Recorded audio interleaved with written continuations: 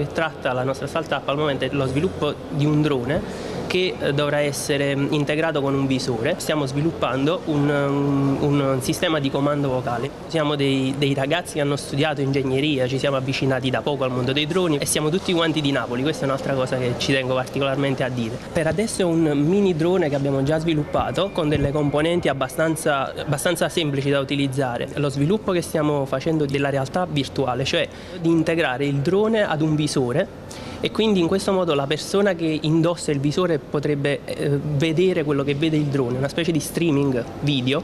Immaginare di poter volare con il drone e vedere quello che vede il drone è una cosa stupenda. Ci occupiamo di riprese aeree con i droni, abbiamo iniziato le attività di sperimentazione nel 2009 che poi sono sfociate nel 2011 con le prime effettive e reali applicazioni in campo professionale, cioè vendendo servizi ai clienti.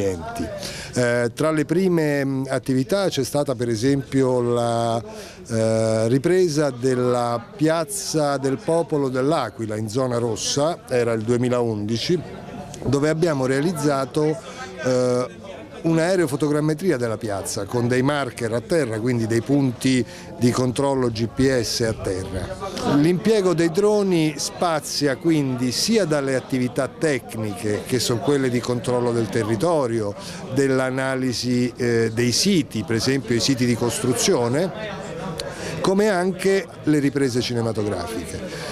Mi è capitato in questi anni di pilotare droni di qualsiasi dimensione, quindi dai droni di poche decine di grammi addirittura. A gennaio sono stato a provare in Svezia un drone cinematografico che a pieno carico pesa circa 25 kg, è dotato di 12 eliche e solleva quindi camere da presa cinematografiche con tutte le ottiche, con l'ottiche cinematografiche e tutti gli strumenti di controllo delle ottiche stesse. Un drone lo si può andare a comprare in un supermercato, in un negozio, e dopo aver caricato le batterie puoi farlo volare, però molto probabilmente non sei consapevole di tutti quelli che sono i vincoli e i rischi dell'uso del drone. Queste tecnologie sono per carità estremamente interessanti, funzionali, efficienti, però non sono pienamente affidabili.